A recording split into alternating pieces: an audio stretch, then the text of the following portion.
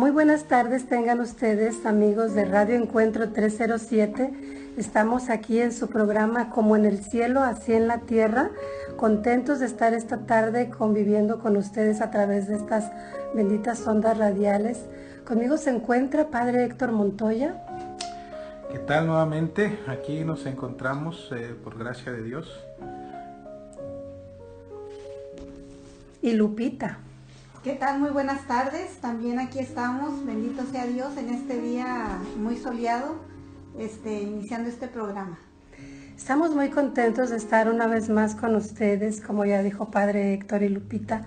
Yo también me siento muy contenta. La semana pasada nos quedamos hablando sobre un libro que nos ha cambiado la vida a muchas personas, me incluyo entre ellas, el libro de las horas de la pasión de Luisa Picarreta, y hoy vamos a hablar un poquito más sobre ese libro.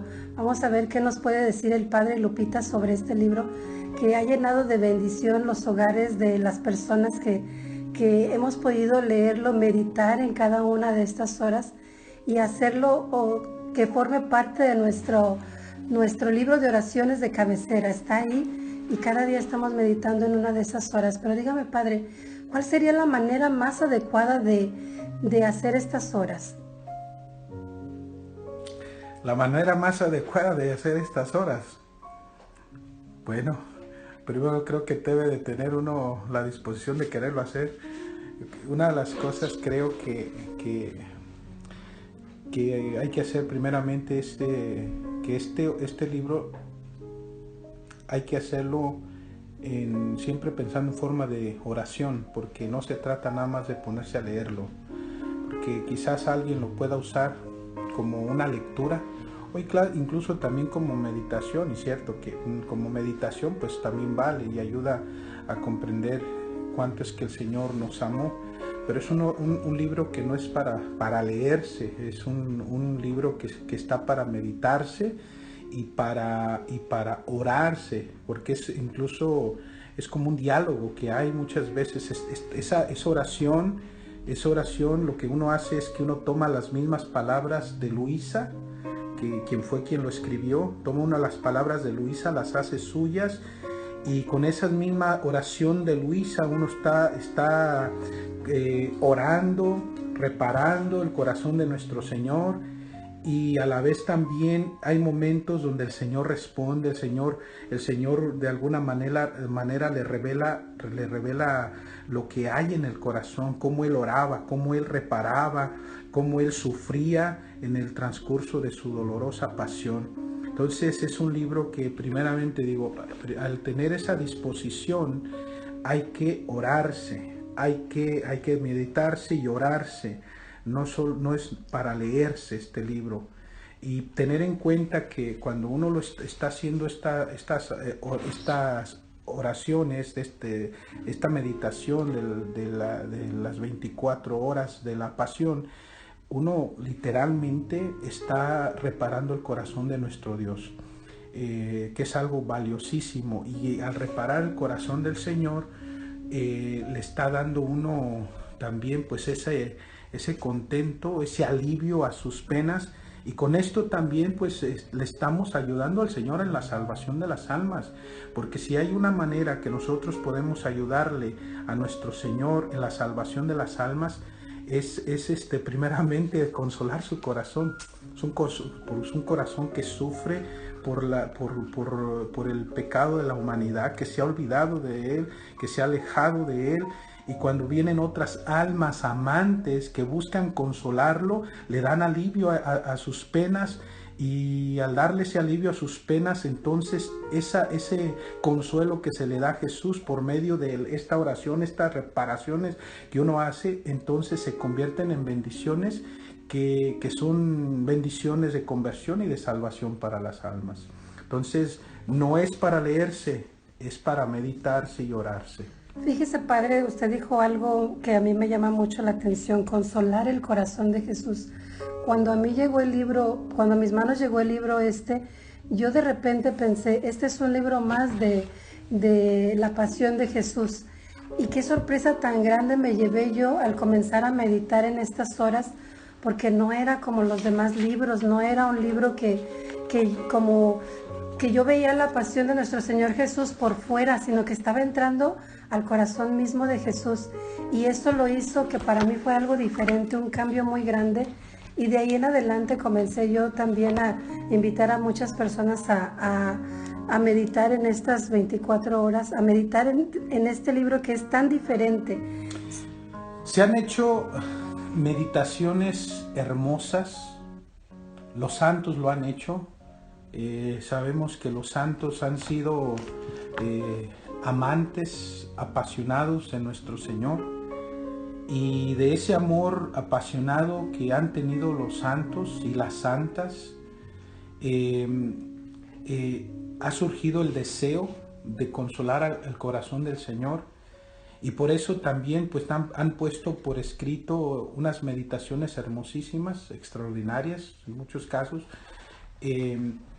para que también otros pues a través de esas meditaciones también pues se muevan a hacer lo mismo, a meditar la pasión, a consolar el corazón del Señor. Pero sabes que hay una gran diferencia en todas las otras meditaciones que otros santos han hecho a estas 24 horas de la pasión de Luisa, que en este caso estas 24 horas de su pasión, esta meditación de su pasión, son las mismas palabras de Cristo. El Señor le enseña a Luisa cómo es que Él oraba, cómo es que Él reparaba, y a nosotros hacer lo mismo, estamos tomando, sí, las palabras mismas de Cristo, y con esto estamos digamos, haciendo que su oración sea la nuestra, que sus reparaciones sean las nuestras, y Él mismo, dependiendo también de la disposición de las personas y cómo es, en qué grado, ya sea mayor o menor, lo hace uno en su voluntad. Entonces así también tiene más valor o tiene menos valor. Pero simplemente el hecho de pensar que estas oraciones o reparaciones son las mismas de Cristo, y yo las estoy haciendo mías cuando estoy meditando y orando estas 24 horas de la pasión, entonces ya le da un toque distinto. Ya eso hace una diferencia muy grande, sí, ¿no? sí. Y además, como mencionábamos, el hacer las 24 horas de la pasión, según nos lo presenta Luisa, es meterse en el corazón mismo de Jesús. El meterse en el corazón mismo de Jesús, porque todos lo estamos los santos, cuando en sus meditaciones regularmente su enfoque era cómo Él sufría exteriormente, físicamente. La diferencia aquí con estas 24 horas de la pasión, sí vemos esa parte del sufrimiento exterior de nuestro Señor, pero es más cómo Jesús oraba y sufría en su interior. O sea, es meterse dentro del corazón del Señor para descubrir cuánto nos amó, o sea, al extremo de lo que Él nos amó. Entonces, pues sí, en ese sentido tiene ese toque distinto. El sufrimiento de Cristo interior fue muchísimo más intenso que lo que sufrió exteriormente. Incluso el Señor se lo dice a Luisa, porque las penas que Él sufrió exteriormente se las dieron los hombres, que son finitos, que solamente tienen, digamos, su capacidad humana de hacer sufrir. Pero las penas interiores de Jesús se los dio una voluntad divina, o sea, todo un Dios. Por eso Él se sentía aplastar, lo vemos en el huerto, se sentía aplastar por la justicia divina, porque todo lo estaba recibiendo Él. Mientras que las penas exteriores se las dieron los hombres, las penas interiores se las dio la misma divinidad, el mismo Dios, o sea, el mismo Padre. Podemos decirlo de esta manera. Es hermoso poder ver ahora la diferencia tan grande de que estamos acostumbrados a ver la pasión, como quien dice, por encimita, y así nos duele ver que Jesús sufrió por todo eso, por lo que pasó, pero ahora entrando en su interior, como dice Padre, como lo dice Luis, entrando al corazón de Jesús y viendo que todo eso lo soportó por amor a las almas. Ponte a pensar ¿Qué capacidad un ser humano tiene de hacer sufrir a alguien? Quizás es el peor ser humano, el más corrompido y más cruel que existe, y esa persona te tortura de la manera más vil y cruel que pueda, que su capacidad humana lo lleva a hacerlo. Ahora te imaginas todo un Dios haciéndote sufrir de esa manera, con la potencia misma de ese poder infinito que tiene. Yo creo Entonces, que lo soportó Jesús porque era Dios, ¿verdad? Sí. Ajá, por así que Dios mismo provocando estas penas interiores, porque la justicia divina sí lo requería.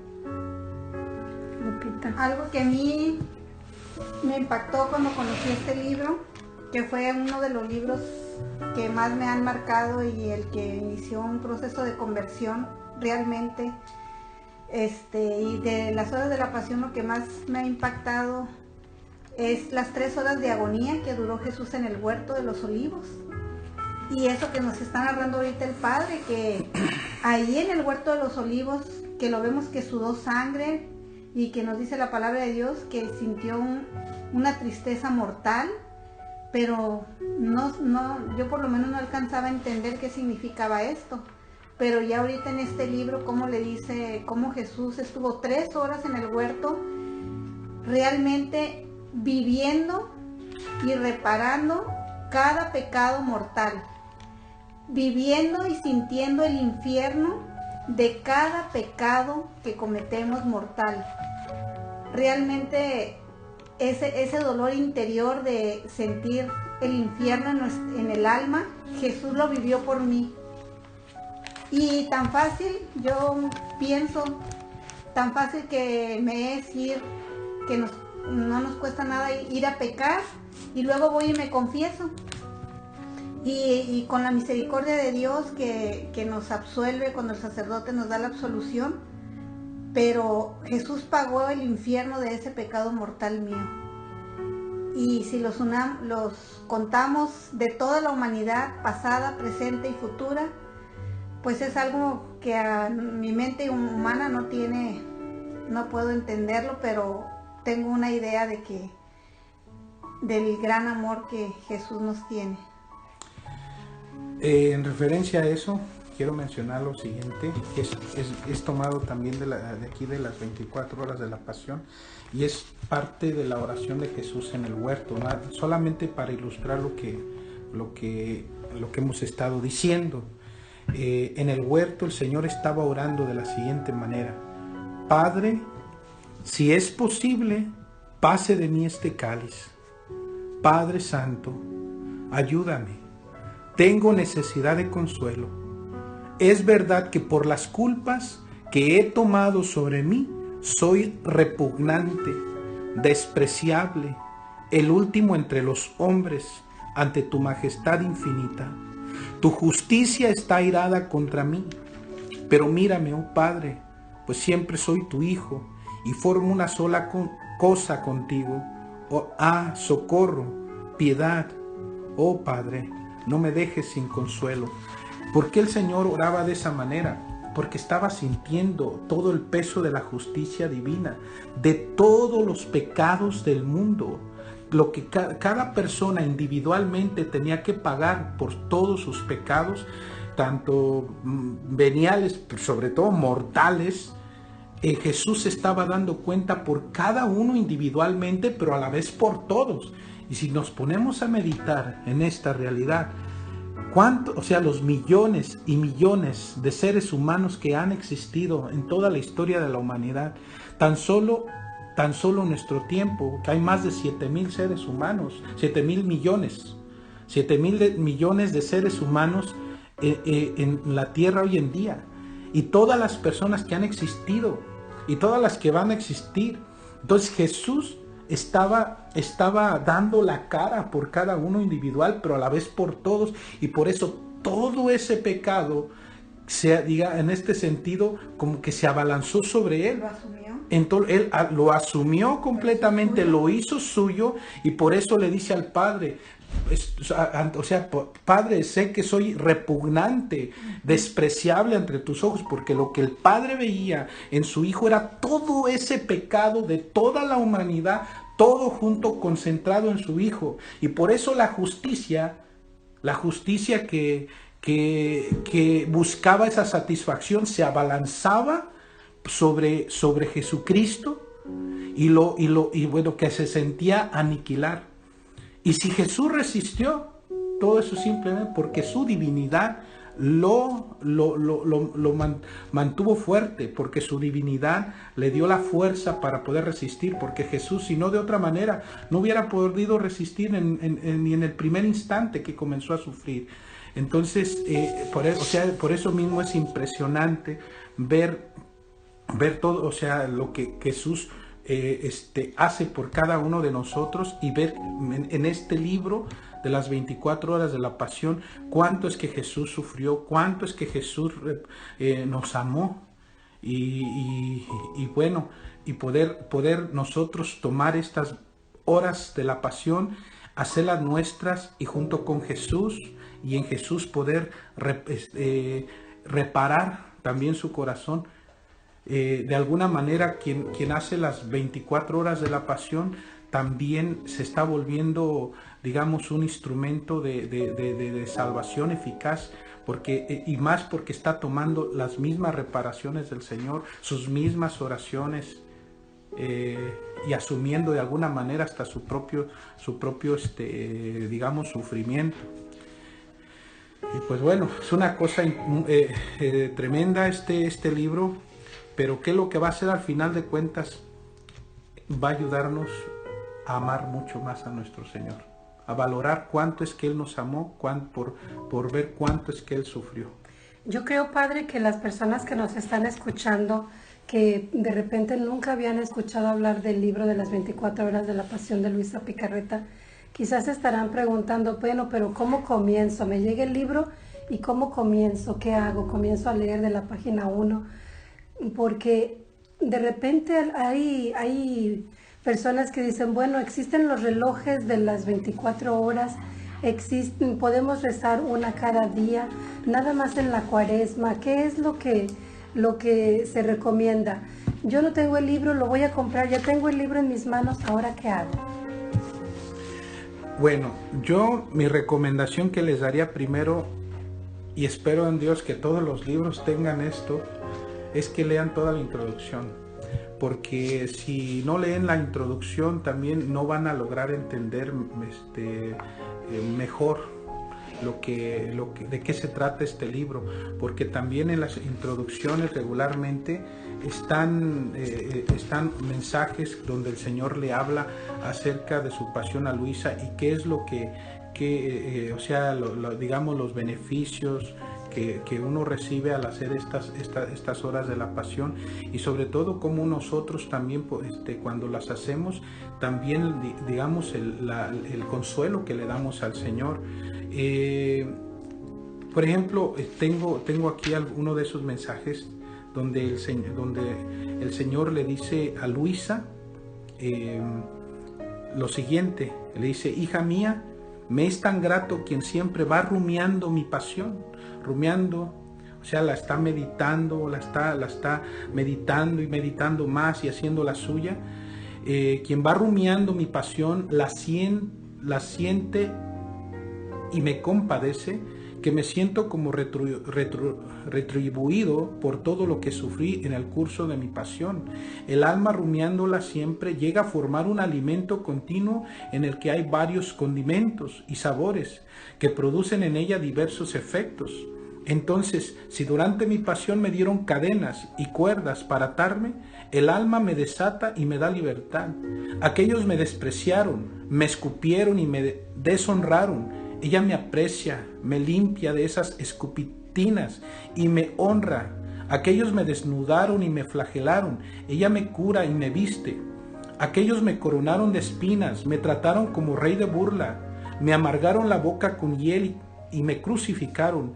El alma, rumiando todas mis penas, me corona de gloria y me honra como su rey. Me llena la boca de dulzura y me da el alimento más exquisito, como es el recuerdo de mis mismas obras. Me desclava de la cruz y me hace resucitar en su corazón.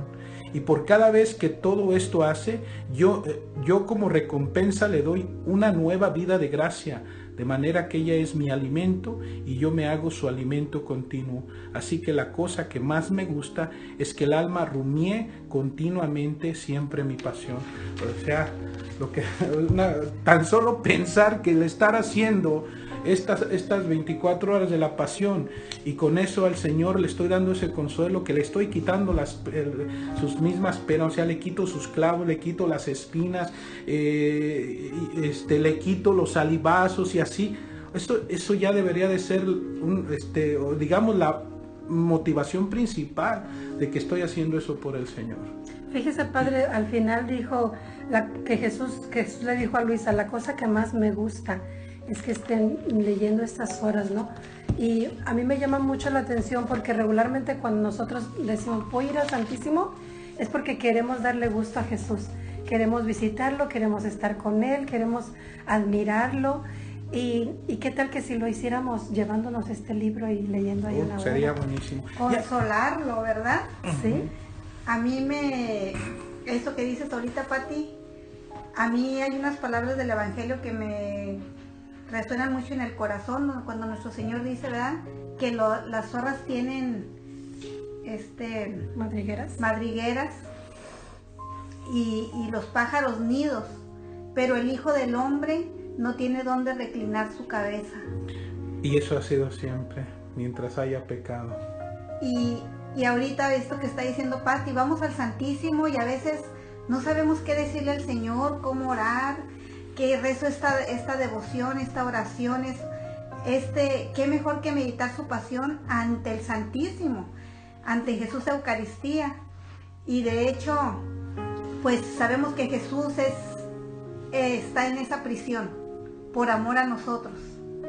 Entonces, qué mejor de estar consolándolo y reparándolo a través de estas oraciones que Él nos da en este libro, con sus mismas intenciones, con sus reparaciones, haciendo suyo todo su obrar en su pasión, y unirnos a Él y ofrecérselas a Dios Padre y como un consuelo a Jesús. Algo más que nos debería de motivar para poder hacer estas horas es también, como les mencionaba, primeramente, la razón principal es consolar el corazón del Señor. Segundo, también es ayudarle al Señor en la salvación de las almas, que incluso ayudándole al Señor, salvando almas, pues también se consuela el corazón del Señor.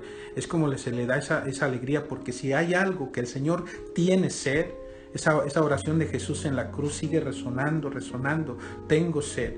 Y la sed de Cristo es de almas, para que las almas se acerquen a Él, para que las almas se conviertan, se arrepientan de sus pecados y vengan a Él, para así que Él las pueda salvar. Entonces, Luisa en un momento le llega a preguntar al Señor sobre lo que el Señor le va a dar a ella por haber escrito estas horas.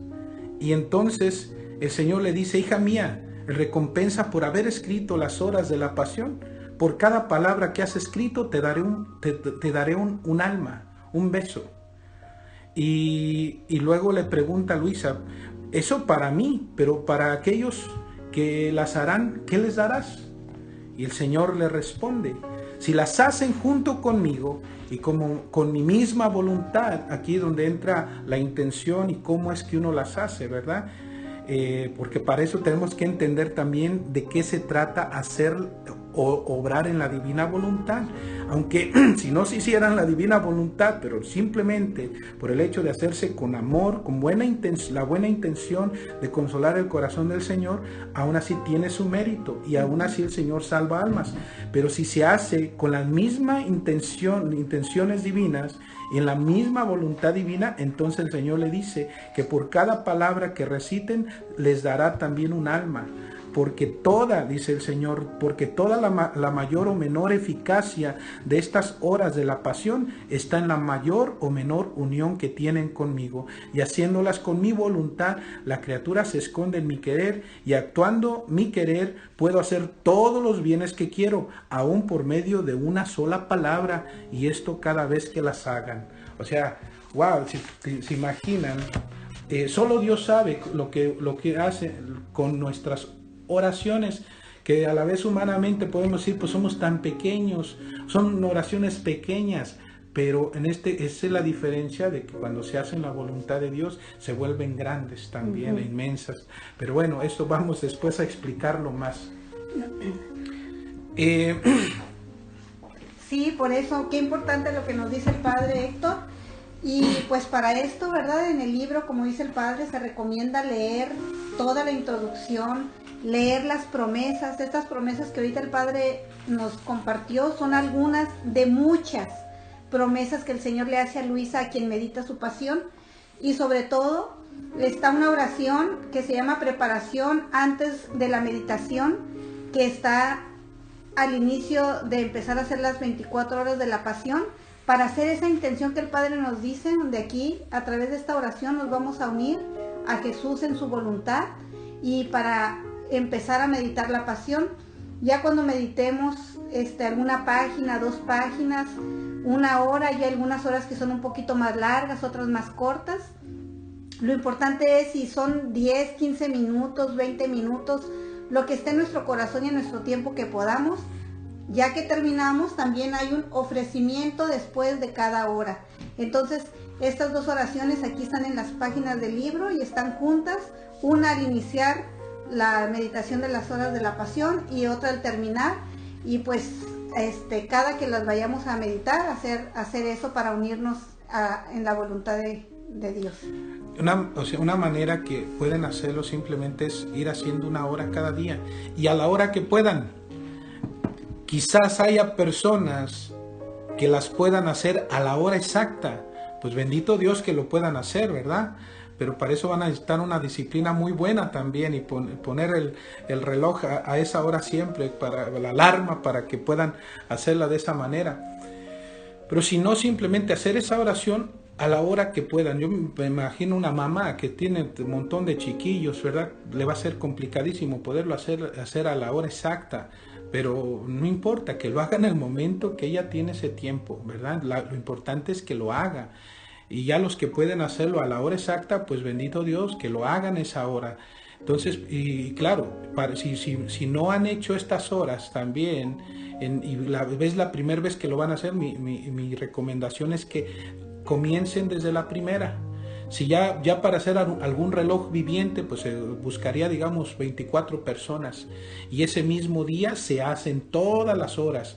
Pero si hacen ese reloj viviente con personas que es la primera vez, entonces yo creo que no le van a agarrar digamos, ese mismo sabor. Es como ponerse a ver una película a la mitad, o ya pasada de la mitad, y después comenzar a ver otra vez y que termine en esa mitad, ¿verdad? Entonces como que no va a estar tan bien. Si ya se han venido haciendo, entonces ya las conocen, entonces ya es distinto, sí, pues órale, hacer relojes vivientes, o sea, de 24 personas, cada persona a la hora que está señalada en el libro. Y si le tocó la 1 de la mañana, pues a la 1 de la mañana, si le tocó a las 3, pues a las 3, y así.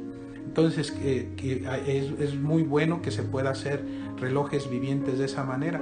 Pero si a lo mejor en este momento luego no hay un grupo así, pues háganlo solos, comiencen con la primera hora, y así 1 hora cada día. Hay unas horas que están bastante largas, digamos, pero la más larga pues es la misma de la crucifixión, que esa fácil, pues ahí se echarían algunas, 1 hora, quizás 1 hora con unos 45 minutos, pues que dividan el tiempo en el día, ¿verdad?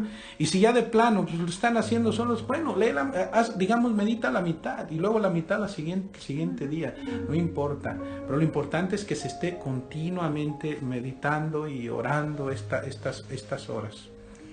Muchas gracias, Padre. Sí, definitivamente es muy importante que comencemos con esta devoción tan hermosa y que le agrada tanto a Jesús. Una de las maneras de que ustedes pueden conseguir el libro de las 24 horas de la pasión, las horas de la pasión de Luisa Picarreta, es buscándolo en las librerías católicas. En algunas lo están vendiendo, a lo mejor si la librería es muy pequeña, pues no, pero en las librerías grandes sí lo están vendiendo. Y otra cosa que podemos hacer es que Lupita tiene libros y nosotros podemos mandárselos por correo. Déjenme un mensaje, voy a darles mi número, el área es 916-470-5424. Ahí me pueden dejar un mensaje o llamar y se los podemos hacer llegar a su casa. Lupita se puede encargar de eso para que tengan el libro. Lo mejor de los libros que tiene Lupita es que vienen acompañados con un CD que los prepara de alguna manera para que entiendan bien lo que es hacer estas horas. Y ese CD pues es por parte del Padre Héctor. Entonces ahí en equipo, en conjunto, queremos que todos comiencen a hacer estas meditaciones. Esa predicación de ese CD es de un predicador laico buenísimo, un predicador excelente, creo. Cada vez que yo mismo escucho sus videos me impresiona porque es de verdad que es un hombre muy capaz. Y si yo puedo decir que esa predicación, si no es la predicación más buena que yo he escuchado, es una de las predicaciones más buenas que he escuchado en toda mi vida. Está buenísima, buenísima esta meditación que él hace pues, de las 24 horas. Y entonces también va a ir incluido. Y pues vamos a tratar, yo creo, de que seguir multiplicando ese CD para que vaya junto con el libro. Porque yo creo que después de que ya hayan escuchado también esa predicación, también pues los va a motivar más y les va a ayudar también a entender más.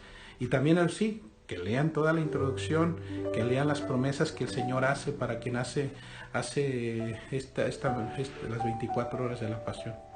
Y después más adelante, pues también como la gente aquí cerca también vamos a encargar para que aquí en la parroquia, aquí en parroquias de San Pedro en Dixon, podamos también tener los libros disponibles, porque ya se nos fueron los que teníamos. Hay que comprar más, ¿verdad? Ya se fueron como unos 100 aquí. Se están yendo como pan caliente. Más, perdón, brevemente en estos tiempos de prueba que estamos viviendo con esta pandemia, una de las promesas es que si hay almas meditando su pasión, el Señor preservará esos lugares y pues sobre todo lo más grande, que reparamos nuestros pecados y nos evita purgatorio, los pecados de todas las almas. Entonces, aparte, salvar las almas, así es que pues qué regalo. Las promesas son grandísimas, entonces a leer la introducción y a comenzar a meditar en estas horas. Bueno, pues vamos a continuar con el programa, como en el cielo, así en la tierra. Vamos a pasar a un segmentito que vamos a comenzar, se llama Pregúntale al Padre. Y esto se trata de hacerle preguntas al Padre que, bueno, pues la gente tiene allá algunas dudas y de repente dicen, oye, pregúntale al Padre esto, ¿no? Pregúntale al Padre aquello. Bueno, hoy tenemos dos preguntitas para usted, Padre Héctor. La primera es de Belén, viene desde Zacatecas y ella dice, Padre, yo me confesé antes de que dejaran de dar las misas. No pude comulgar y he estado en casa todo el tiempo. La pregunta es, si me vale esa confesión cuando regrese a misa o tengo que confesarme otra vez. La confesión siempre vale. Cuando una persona viene a confesarse y está arrepentida, y una vez que confiesa sus pecados, el sacerdote, elevando su mano derecha, pronuncia las palabras de la absolución, terminando con esa oración de absolución con estas palabras: yo te absuelvo en el nombre del Padre y del Hijo y del Espíritu Santo.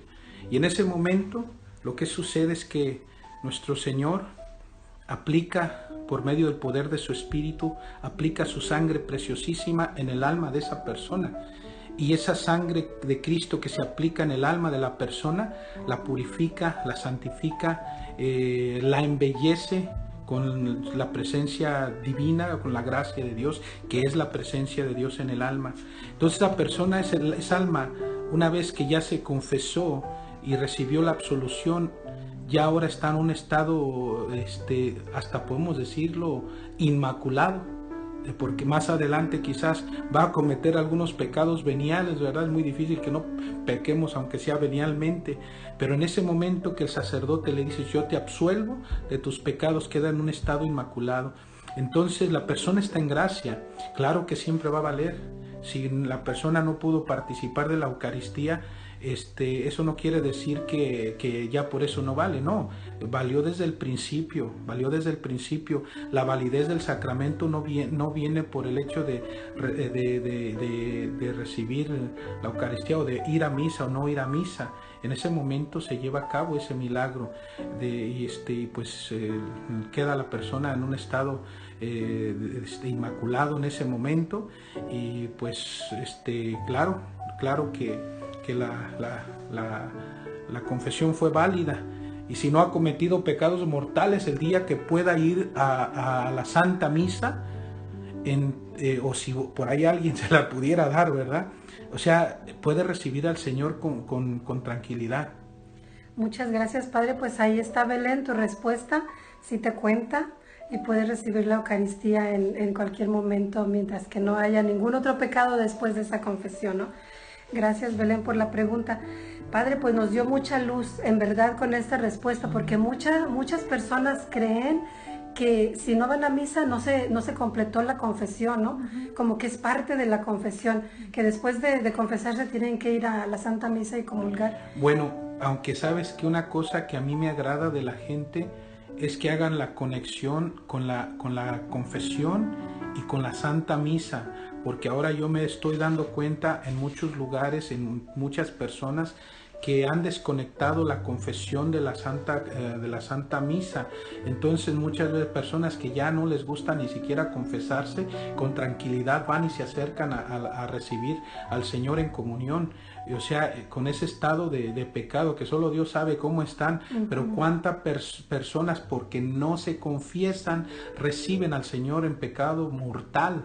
O sea, causándole un dolor terrible al Señor, cometiendo un sacrilegio, porque recibir al Señor en pecado mortal es un sacrilegio, es un pecado, ofensa directa a Dios, y que hiere su corazón inmensamente, ¿verdad? Entonces San Pablo decía que cada cual examine su conciencia antes de participar del cuerpo y de la sangre del Señor, no sea que se esté comiendo su propia condenación.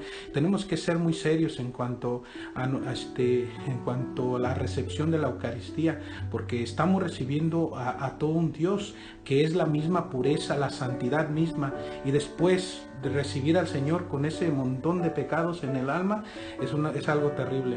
Sí, entonces por eso no se debemos de desasociar la confesión con la Eucaristía. Si ya hay un momento donde yo ya sé, que mi conciencia ya no me deja, pues órale, confiésate, y si tienes dudas, pues mejor confiésate, para que no te arriesgues a recibir indignamente. Al menos de que ya estás bien convencido, no has cometido ningún pecado serio, pues con tranquilidad reciba al Señor, ¿verdad? Gracias, Padre. Bueno, tenemos una segunda pregunta para usted. Esta pregunta la hace Erika. Es una pareja joven que tienen una bebé, y hay otra pareja que les pidió a su bebé para bautizarla. Y ellos dijeron que sí, porque sus papás les han dicho que si se los pide a alguien para bautizo, que no se los deben de negar. Entonces ellos les dijeron que sí. El problema ahora es que la pareja que les pidió ser los padrinos no están casados por la iglesia y viven juntos. Entonces ellos se encuentran ese problema. ¿Cómo les dicen? ¿Cómo está bien que bautice una pareja que no está casadas por la iglesia?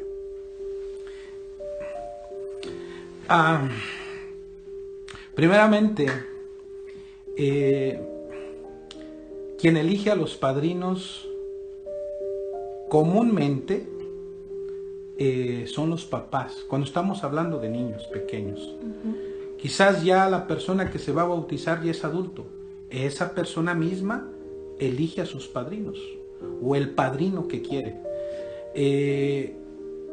Entonces, no es de que porque ya cierta pareja me pidió a mi hijo, ya tengo la obligación de dárselo. Eso es mentira. Eso es mentira. Es más, la iglesia dice lo siguiente. Este es el derecho canónico y se los quiero leer para que vean. Dice el derecho canónico sobre este asunto, que es en el 874, 1, dice: para que alguien sea admitido como padrino es necesario que, y da ya después diferentes respuestas. Primero, que haya sido elegido por quien va a bautizarse, o por sus padres, o por quienes ocupan su lugar, o faltando estos, por el párroco o ministro, y que tenga la capacidad para esta misión e intención de desempeñarla. O sea, primero está diciendo la iglesia que quien lo elige primeramente, si es adulto, es la persona misma. Si es pequeño, es un niño, pues entonces los padres. Ellos son los que eligen. Que alguien me lo pidió y ya tengo la obligación a dárselo. No, eso no es cierto. Los padres tienen la obligación de velar por el bienestar de sus hijos. Y si hay una pareja que me lo está pidiendo y ni siquiera está viviendo su fe, ¿cómo yo le voy a dar a mi hijo, confiarle a mi hijo, el alma de mi hijo, a esa pareja que ni ora, que no vive su fe? No, nomás porque nos llevamos bien. No. Hay responsabilidad, una responsabilidad grande de los padres de elegir a padrinos que vivan su fe. Que vivan su fe, si son pareja, que estén casados por la iglesia, para que sean un buen ejemplo para ese hijo también. Y no solamente que estén casados, porque muchas veces decimos, es que están casados por la iglesia. Bueno, ¿y qué? Están casados por la iglesia, pero no se paran en la iglesia, no están viviendo su fe. Confiarle a un hijo, el alma de nuestro hijo, a esta pareja que no vive su fe para nada, pues no, tampoco está bien. Tampoco está bien. Decía el santo cura de Ars: no les quepa la menor duda que muchos de sus hijos le deberán la salvación a sus padrinos por ese parentesco espiritual, por el buen ejemplo, por sus exhortaciones, por sus oraciones. El santo cura de Ars lo decía. Pero papás, por favor, le confían a su hijo, el alma de su hijo, a cualquier persona. No, si aman en serio a sus hijos, confíenles a sus hijos a alguien que por lo menos saben que van a rezar por él o por ella, por ese niño o niña. Ahí está, Erika, la respuesta, ¿verdad? Hay que fijarnos bien a quién le damos a nuestros hijos, porque de verdad muchas veces nosotros los papás escogemos padrinos nomás porque nos caen bien, porque tienen dinero, porque se visten bien. Pero de verdad hay que pensar, como dice el padre Héctor, de pérdida que sean personas que sabemos que van a orar por nuestros hijos, ¿verdad? Entonces ahí está, Erika, estás muy a tiempo de escoger otros padrinos, unos que de verdad puedan dar testimonio de su fe y que le den un ejemplo bueno a tu hijo. Muchas gracias, padre. La semana que entra vamos a estar contestando más preguntas. Ahora con esas dos nos vamos a quedar, pero terminamos con lo del libro de Luisa Picarreta, pero ahora tengo otra pregunta que hacerles a ustedes. ¿Quién era Luisa Picarreta? Porque están hablando de que escribió un libro muy bonito de las 24 horas de la pasión que Jesús mismo le dictó, pero ¿quién era ella para que Jesús se fijara en esa alma y dijera, a ella le voy a confiar este tesoro? ¿Quién era Luisa Picarreta? ¿Dónde nació? ¿Cómo conoció a Jesús? ¿Qué nos pueden contar de Luisa? Bueno, en primer lugar, el tesoro que el Señor le encomendó, le dio a Luisa, no fue nomás el de sus horas, las 24 horas de la pasión. No, el tesoro que el Señor le confió a Luisa y que a través de Luisa después nos iba a llegar a todos, fue el don de su divina voluntad.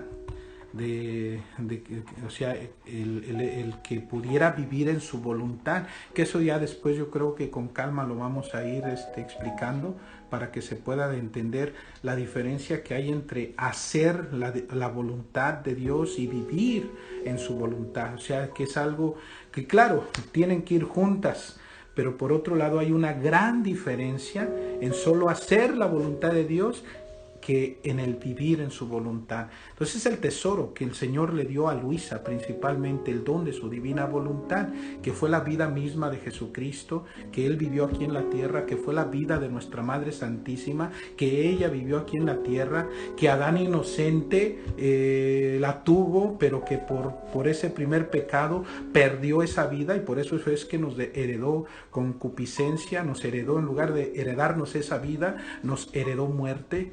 Entonces, y que no ningún otro santo pudo llegar a vivir en esa voluntad divina, porque no se había llegado el tiempo de que el Señor la diera a conocer, y entonces se lo dio a Luisa.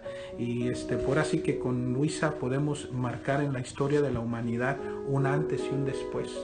Como decimos, un antes de Cristo y después de Cristo, pues también con Luisa podemos desmarcar un antes y un después, porque el antes, el estar haciendo la voluntad de Dios, y el después, el vivir en la voluntad de Dios.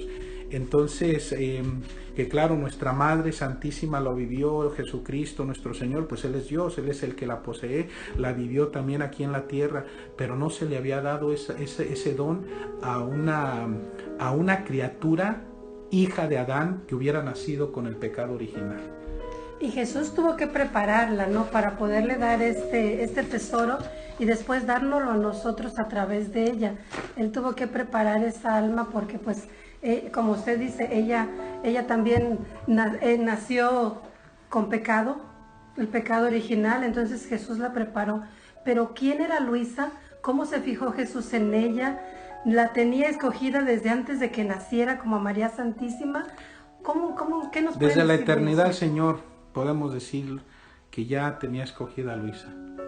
Desde la eternidad, así como en la eternidad de Dios, el Señor ya había dispuesto que iba a crear a la humanidad, que la humanidad el Señor sabía, porque esto es un conocimiento de la digamos de la sabiduría divina, que es eterna, que ya estaba en la mente de Dios, que el ser humano sabía que iba a caer, pero también ya el Señor había preparado en su mente divina el remedio, la encarnación de su Hijo a través del sí de María, y después pues, pero también ya había planeado el Señor, ya en su mente estaba cómo es que Él iba a hacer volver a la criatura a vivir de cielo, como había creado Adán en un principio. Pues bien, claro, o sea, ¿quién es Luisa? Eso es una pregunta interesante, ¿verdad? ¿Quién es Luisa? ¿Cómo podemos describir a Luisa, Lupita? A ver, Lupita. ¿Quién es Luisa? Antes de mencionar algo de su biografía, ¿cómo la pudiéramos describir? Pues, ¿verdad? Nuestro Señor Jesús le pone un nombre, le dice la pequeña hija de la divina voluntad. Y le dice Jesús a Luisa, una mujer italiana, que fue contemporánea del Padre Pío, que solamente fue a primero de primaria y que escribe 10,000 páginas, que están en 36 cuadernos, donde todos los originales pues están en el Vaticano. También su proceso de beatificación ya entró en 1994. Entonces estamos hablando de esto es algo muy serio, una hija de la iglesia, y que eso nos da la confianza en saber que esto viene de Dios. Y que pues ya nos han comunicado el padre Carlos Macié, que es uno de los postuladores, que ya 3 teólogos han dado su veredicto de que en todo lo que ella escribió no hay nada contrario a la doctrina de la iglesia.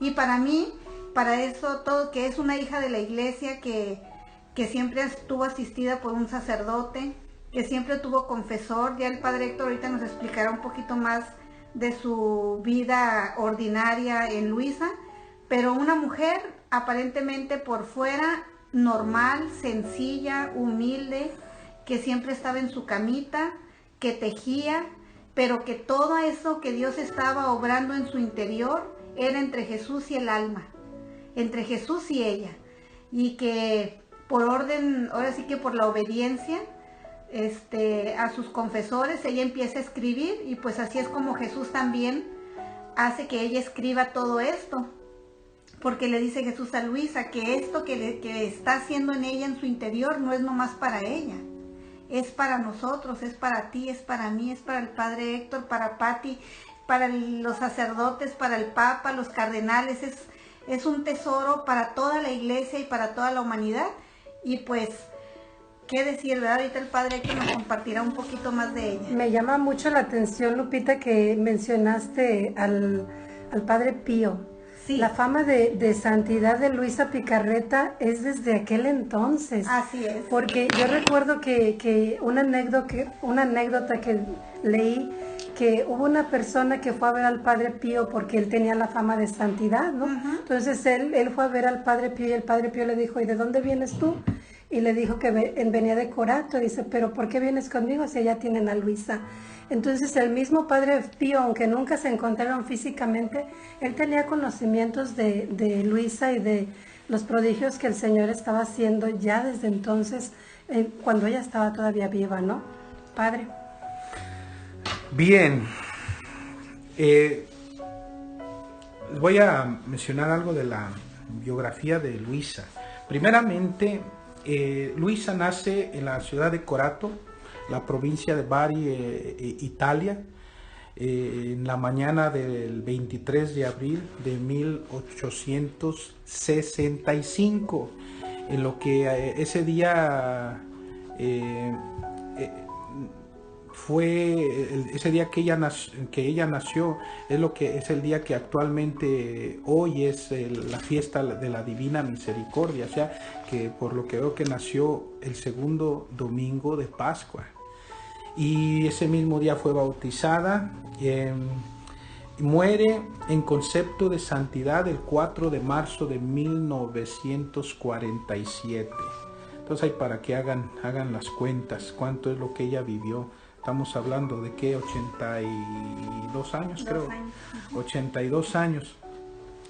Luisa misma menciona que ella era de un carácter así tímido, temeroso, aunque claro, una niña también con todo, siempre vivaz, alegre, por la inocencia de que cada niño tiene.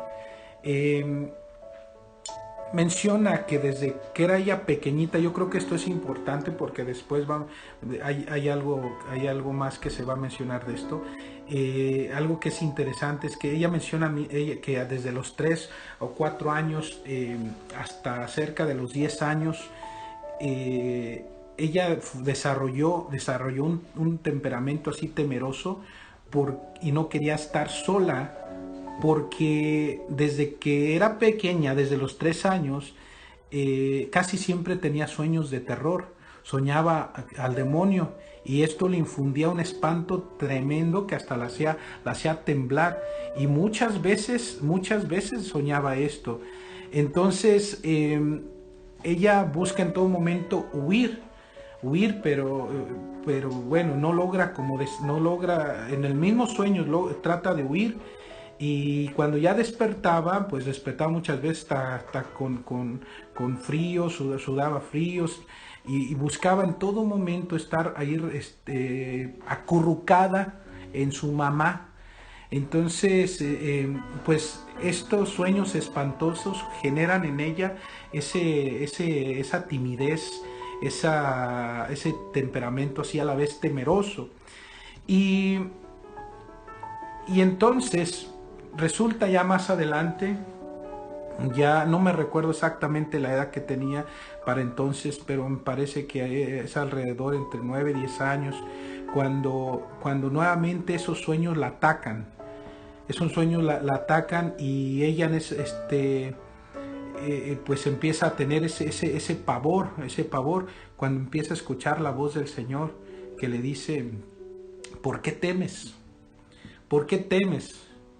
Si tienes a tu Jesús, tienes a tu Madre Santísima, tienes a tu ángel de la guarda. Dime quién es más fuerte, tu Jesús, tu Madre Santísima, tu ángel de la guarda, o esa bestia infernal. Y le dice el Señor: no huyas, sino más bien quédate y reza y no tengas temor. O sea, ¿por qué? Le está diciendo el Señor, aquí estoy contigo, no te va a pasar nada. Esa experiencia que tuvo con el Señor le infundió un valor tan grande que después más adelante sería atacada, y ya no solamente por medio de sueños, sino ya más realmente sería atacada nuevamente por el demonio. Pero después Luisa siempre saldría triunfante. Un día Luisa le pregunta al Señor el porqué de sus sueños tan espantosos, porque Él los permitía, ¿verdad? Entonces le dice el Señor, hija mía, el enemigo entreveía alguna cosa sobre ti que me podía servir para alguna cosa para mi gran gloria, y que él debía recibir una gran derrota jamás recibida. O sea, ya el Señor desde entonces le está diciendo a Luisa que el demonio a través de ella va a recibir una derrota que nunca ha tenido el maligno. Y mucho más, dice el Señor, que veía que por cuanto se esforzaba no podía hacer penetrar en ti ningún afecto o pensamiento menos puro, porque yo le tenía cerradas las puertas y él no sabía por dónde entrar. Viendo esto se enfurecía y buscaba arrojarte por tierra, no pudiendo de otra manera que con sueños pavorosos y de espanto. Mucho más que, no sabiendo la causa de mis grandes designios sobre ti, que debían servir a la destrucción de su reino, se ponía atento para indagar la causa, con la esperanza de poderte dañar en todos los modos. O sea, lo que el Señor le está diciendo, Luisa, lo que yo te quiero dar, lo que yo quiero hacer en ti, va a ser tan grande que va a destruir el reino de Satanás aquí en la tierra, porque se trata del cumplimiento de las palabras del Padre Nuestro que pedimos continuamente cuando rezamos, cuando decimos venga a nosotros tu reino y hágase tu voluntad en la tierra como en el cielo. Actualmente en el mundo no reina Dios, en el mundo no reina Cristo. Reinará en algunas personas personalmente, pero en la gran mayoría no reina. Reina siempre en los pocos y en los pequeños, pero también es de una manera imperfecta.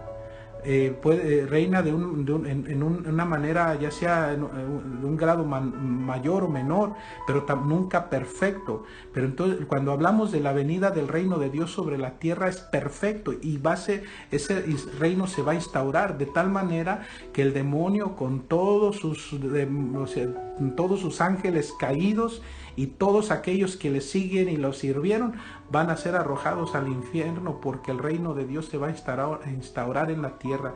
De eso se trata también el regalo que el Señor le da a Luisa, del vivir en su divina voluntad. Se cumplen las palabras del Padre Nuestro. Y es un regalo que nos está ofreciendo también a nosotros, que todos podemos tener. Gracias a Luisa, gracias a ese sí de Luisa, nosotros podemos beneficiarnos, solamente que hay que aprender cómo. Pues voy a darle las gracias, Lupita y Padre Héctor, por haber estado con nosotros en esta tarde. Se nos está terminando el tiempo, pero las próximas semanas vamos a continuar con esto que está muy, muy interesante. Como salen en las películas a veces, ¿no? O en los programas o novelas. To be continued. Esta historia continuará, si apenas estamos comenzando. Muchas gracias, Padre, nos da su bendición. Claro que sí, Señor esté en su mente, en su corazón, de todos ustedes que nos están escuchando, y de sus familias. Señor les bendiga siempre con su presencia, y sobre todo con este conocimiento de cielo que ya el Señor les quiere dar, que el Señor le quiere que sea una realidad en ustedes también, para que ese reino de Él se haga una realidad en sus corazones. La bendición de Dios Todopoderoso, el Padre y el Hijo y el Espíritu Santo descienda sobre ustedes, permanezca por siempre. Amén. Amén. Muchas gracias, Lupita, por estar con nosotros. Gracias a ustedes, gracias a Dios, y aquí los esperamos la próxima semana, que esto, como dice el Padre, apenas comienza. Como en el cielo, así en la tierra.